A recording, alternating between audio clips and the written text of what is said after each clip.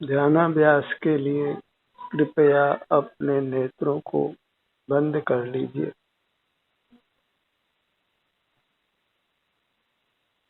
अपने शरीर का एहसास कीजिए। शरीर को स्वस्थ रखने के लिए, सुखद रखने के लिए अपने शरीर का एहसास कीजिए। भोजन करना इतना आवश्यक नहीं है जितना अपने शरीर का एहसास करना।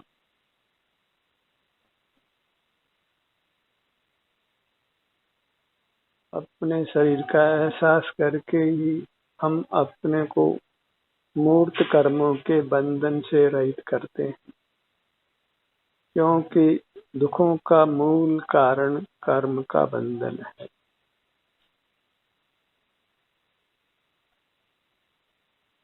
कर्म के उदय से ही ये संसार बना हुआ है। नाना अवस्थाएं बन रही हैं, वह सब कर्म के उदय से है। इसलिए कर्म का नाश करना ही प्राथमिक कर्तव्य है और कर्म का नाश अपने शरीर का एहसास करके ही किया जा सकता है।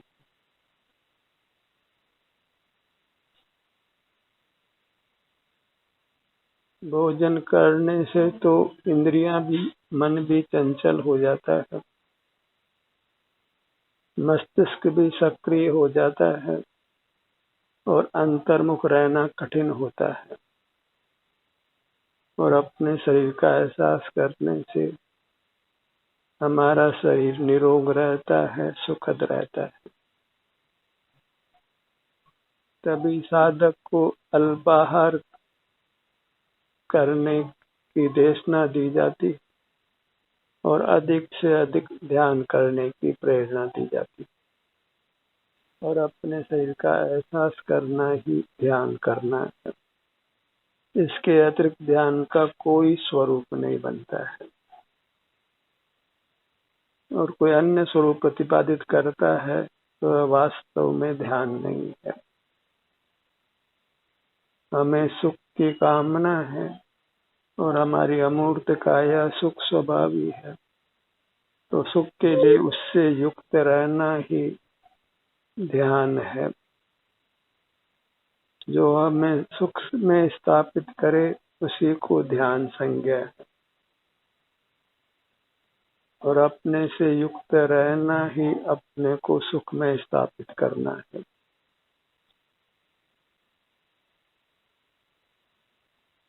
अपनी मुद्रा को लक्ष्य में लीजिए। यही एकमात्र आनंददाता है और वह मुद्रा अंतर्दृष्टि से ही भाषित होती है, बहिर्मुखता में नहीं। इसलिए बहिर्मुखता को छोड़िए और अधिक से अधिक अंतर्मुख बने रहने का प्रयत्न कीजिए।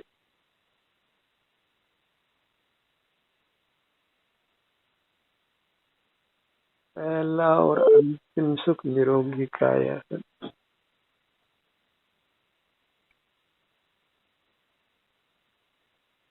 स्वास्थ्य ही सुख है और धर्म वही है जो हमें स्वास्थ्य प्रदान करे और स्वाधीनता से करे। अपने सन्मुख होकर ही हम स्वास्थ्य लाभ करते हैं और वही वास्तव में धर्म है। बाहर के क्रियाकांड का नाम ध्यान नहीं है, धर्म नहीं है।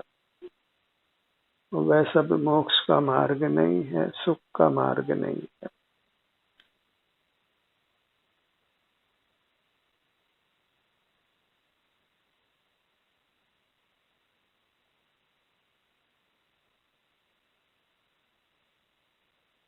अपने में ही निवास करना अर्थात अपने शरीर में निवास करना। जो अपने शरीर में निवास करता है वह फिर पुनः जन्म धारण नहीं करता है, संसार के सकल दुखों से मुक्त हो जाता है। इसीलिए परमात्मा का दूसरा नाम कायस्थ है। जो अपने काय में स्थित है वही परमात्मा है, वही आनंद भोजी है।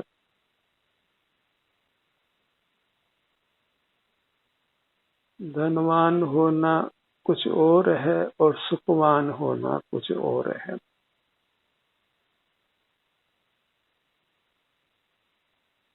धन सुख स्वभावी नहीं है, इसलिए धनवान होने का वास्तव में कोई लाभ नहीं है।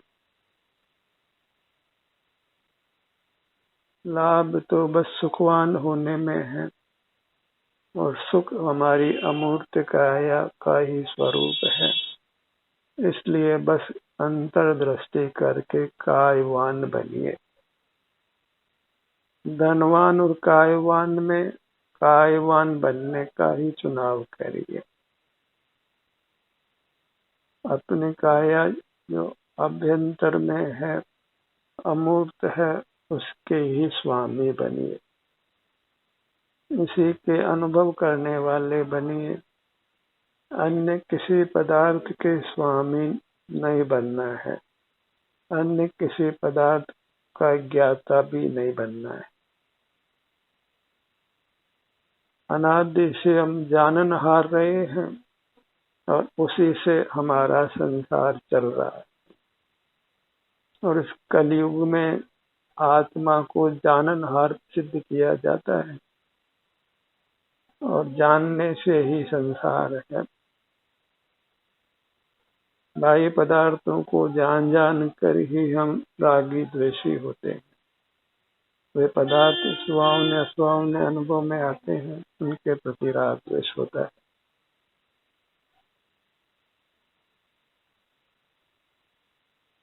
अंतर्दृष्टि बनाकर रखिए, और ये यत्न से ही होती है। इसी का नाम पुरुषार्थ है, और इसी पुरुषार्थ से मोक्ष की सिद्धि होती है।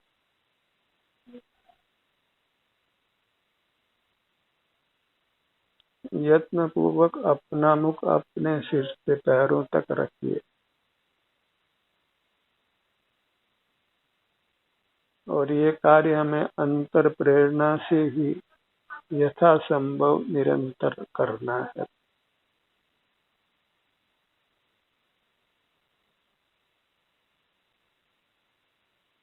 बहिर्मुखता से ही जीव संसार में नाना दुखों को भोगता है।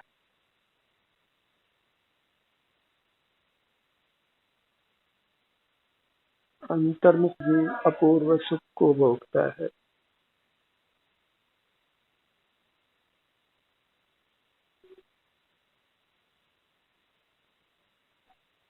अपने ध्यान को अपने शरीर के किसी भी भाग पर लाइए, जो भी आपको इष्ट हो, जहाँ पर सहज ही आपका ध्यान जाता हो। सुख के लिए बस अपनी अमूर्त काया ही शरण है, अन्य कोई पदार्थ नहीं है। और जो अंतर में ढलते हैं, अंतर में निवास करते हैं, उनको ही बाहर में भी सहज ही अनुकूल प्रसंग बनते हैं। और जो बहिर्मुख रहते हैं, उनको ही प्रतिकूल प्रसंग बनते हैं। ऐसा ही सहज प्रकृति का विधान है, क्योंकि अंतर्मुख रहने वाले जीवों को ही कर्म प्रकृतियां पुण्य रूप रहती हैं, और बहिर्मुख रहने वालों को कर्म प्रकृतियां पाप रूप रहती हैं। और बहिर्मुख जीव को शास्त्रीय भाषा में पापी कहा गया है। स एव पापा, वह पापी ही है। भले वह धार्मिक अनुष्ठान करता हो, तो भी बहिर्मुखता में सही में वेदना उत्पन्न करने वाले कर्म का आगमन और बंध होता है। जो अपने शरीर से च्युत है, विमुख है, वह फिर दुख उत्पन्न करने वाले कर्मों को बांधता है और उनके उदय में फिर नाना दुखों को भोगता है।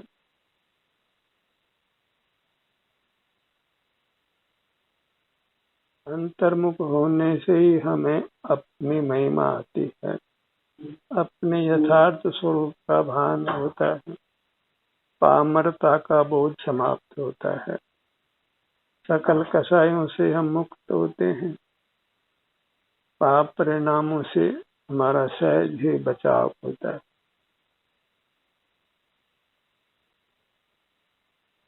यही स्वावलंबन है, स्वाश्रय है, स्वाधीनता है। अंतर्मुख होना ही मानो मोक्ष में जाना है, मोक्ष को पाना है, परमात्मा होना है।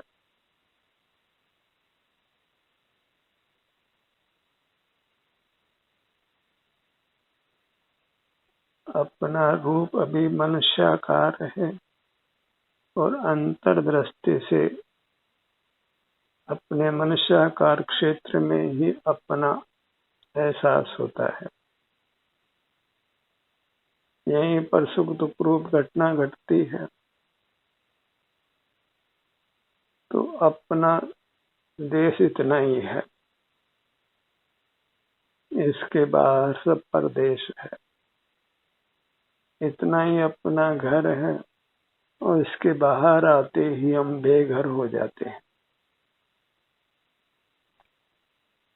और जो बेघर है वह फिर नाना दुखों को भोगता है।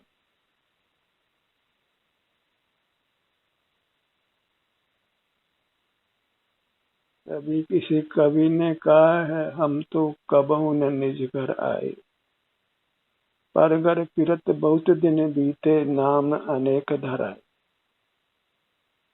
नाना रूप बनते हैं, नाना नाम मिलते हैं, नाना योनियों में जन्म होता है, वह सब बहिर्मुख रहने से होता है। अब अपने घर में अर्थात अपनी अमूर्त काया में आई, यही निवास करिए।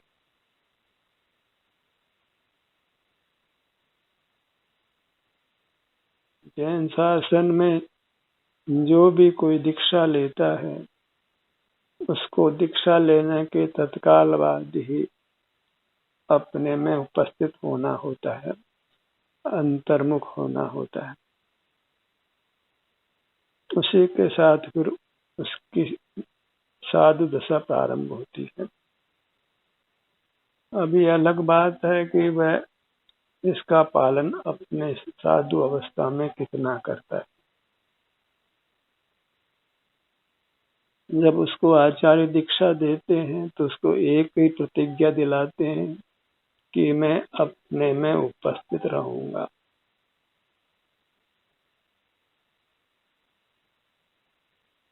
किसी भी पद की दीक्षा दी जाती है तो कुछ प्रतिज्ञाएं कराई जाती है, कुछ नियमों में बांधा जाता है।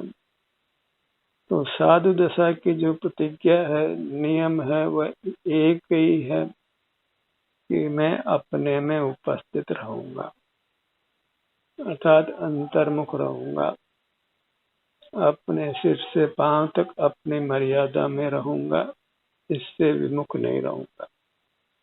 इसके बाहर अपने ध्यान का विचरण नहीं कराऊंगा। इसी से वह वास्तव में साधु होता है।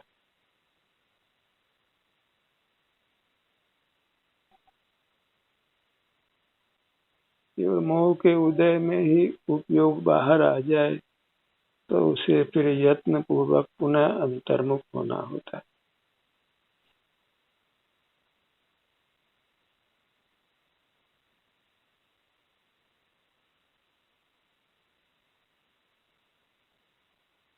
अपनी मुद्रा को लक्ष्य में रखिए आपाद मस्तक हमारी मुद्रा है, और यही वास्तव में चेतन मुद्रा है, परमात्मा की मुद्रा है। यही आनंद से रचित है। बस कर्मों के संबंध से आनंद रुका है, सो कर्म के संबंध को अपने सन्मुखता रूप ध्यान से मिटाना है। अपने शरीर में जो भी सुख दुख अनुभव में आता है, उसका अनुभव करते हुए रहने से ही हम मूर्त कर्मों के संबंध से छूटते हैं, और फिर अपना सुख स्वभाव प्रकट होकर हमारे अनुभव में आता है।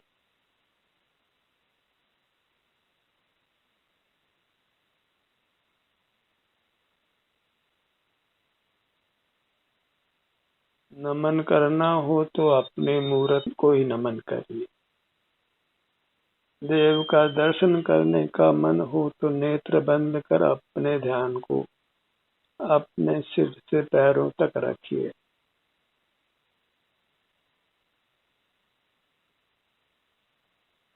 इसी प्रकार मोक्ष मार्ग की साधना होती है।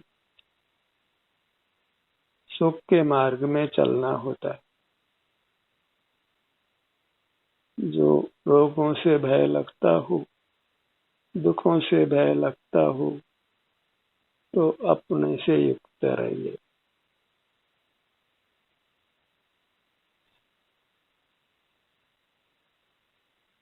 इंद्रियां चंचल होती है, बलवान होती है, मन चंचल होता है।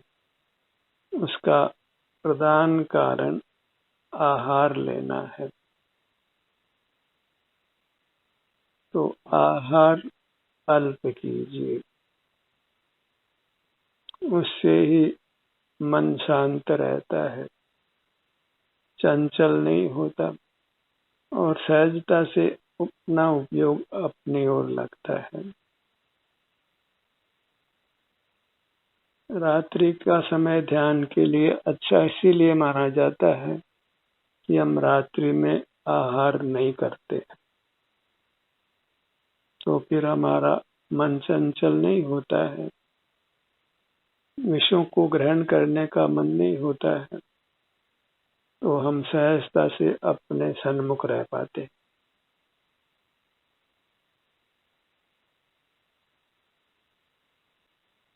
अपनी आत्म प्रेरणा से आप अपने शरीर के विभिन्न अंगों पांगों का संवेदन करते रहिए, बिना किसी सुझाव के अपनी सुझाव से ये काम कीजिए।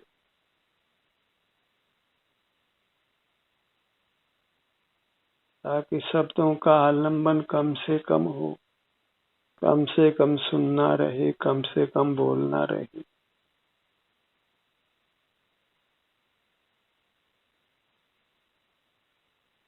आप चाहते हैं कि आपका हर अंग स्वस्थ रहे, सुखद रहे, तो अपने ध्यान को हर अंग पर, हर उपांग पर, हर भाग पर लाना है।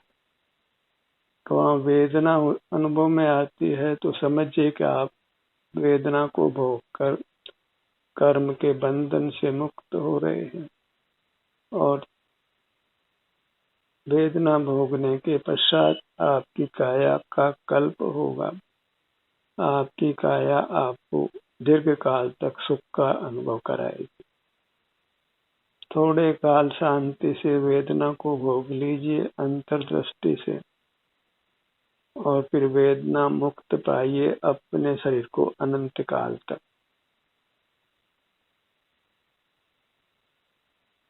बहिर्मुख रहकर हमने कर्मों का संचय किया है, तो उसका कुछ फल तो अवश्य ही भोगना पड़ता है, और वह प्रधानता से शरीर में वेदना के रूप में अनुभव में आता है जब हम अंतर्दृष्टि करते।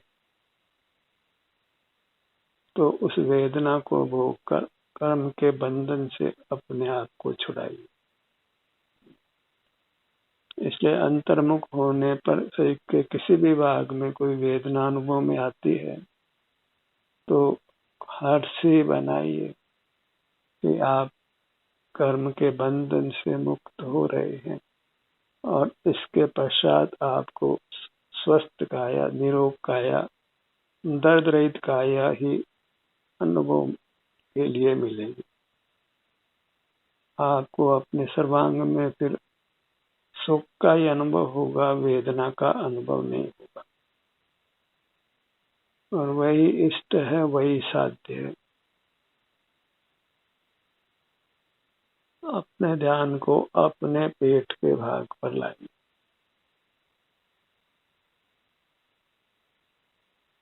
श्वास क्रिया के लिए पेट फूलता है और सिकुड़ता है। जब पेट फूलता है तो श्वास भीतर आता है, फिर पेट सिकुड़ता है तो श्वास बाहर जाता है। और यह प्रक्रिया संसार में जीने के लिए आवश्यक है।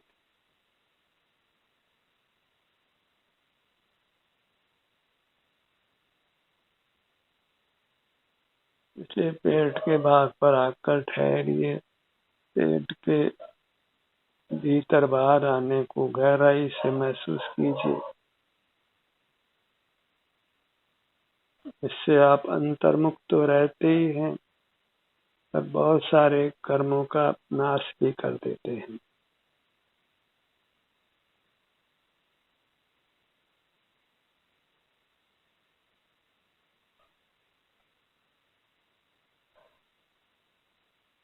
जब पेट के विस्तार और संकोच से जुड़ते हैं तो फिर इंद्रियां और मन चंचल नहीं होते। मस्तिष्क से भी बार बार बाह्य पदार्थों का स्मरण नहीं होता।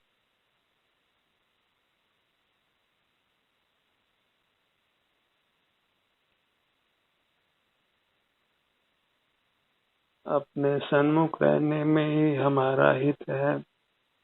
इसी से हम सुख की कमाई करते हैं, अपने आप को सुखी बनाते हैं। अपने पीठ के भाग पर आइए।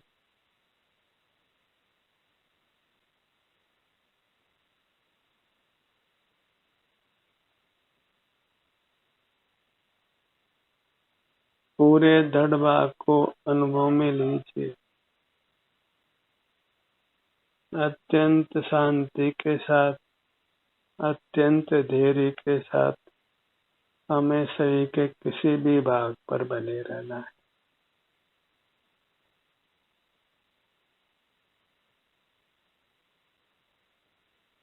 ध्यानार्थी अपने सिर से पैरों तक ही अंतर यात्रा करता है। इसी को तीर्थ यात्रा मानता है, इसी को देव दर्शन मानता है। यही धर्म ध्यान है, जिससे जीव अपने काया को अत्यंत स्वस्थ और सुखद बनाता है। और इस कार्य में कहीं जाना भी नहीं होता, कुछ अर्थ व्यय भी नहीं करना होता। कुछ काय चेष्टा, कुछ वचन की चेष्टा, कुछ मन की चेष्टा, कुछ मस्तिष्क की चेष्टा, कुछ भी नहीं होती। सब प्रकार से अंतरंग बहिरंग में हम अकंप रहते हैं।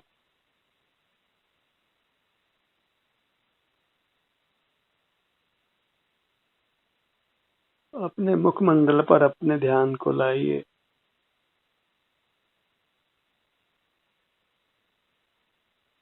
जैसे मंदिर में जाकर परमात्मा के मुखमंडल को आप देखते हैं, वहाँ तो वास्तव में ये मूर्त पुद्गल ही दिखाई देता है। अमूर्त परमात्मा ज्ञान का विषय नहीं बनता है। पर जब अंतर्मुख होते हैं तो फिर हमको ये अमूर्त काया भी भाषित होती है, सुख दुख रूप से, आराम वेदना के रूप से।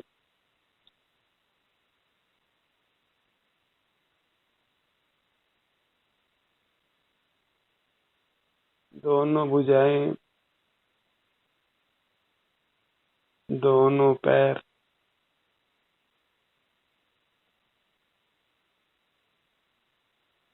सिर का भाग, ललाट का भाग, भ्रू मध्य, दोनों नेत्र, दोनों कान, नासिका, दोनों होठ,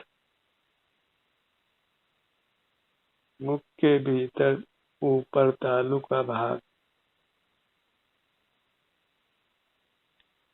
सीने के मध्य में हृदय स्थान, पेट के मध्य में नाभि का स्थान। इसी प्रकार अपने अन्य अंग उपांगों तक आप शीघ्रता से या धीरे धीरे विहार करिए। इससे आप बाह्य जगत से विमुख रहते हैं, इंद्रिय ज्ञान से रहित होते हैं, वीतराग रहते हैं, कर्मों का बंधन नहीं करते और पूर्वबद्ध कर्मों का नाश करते हैं। ध्यान का ये सत्र यही समाप्त होता है। आपकी सहभागिता के लिए धन्यवाद।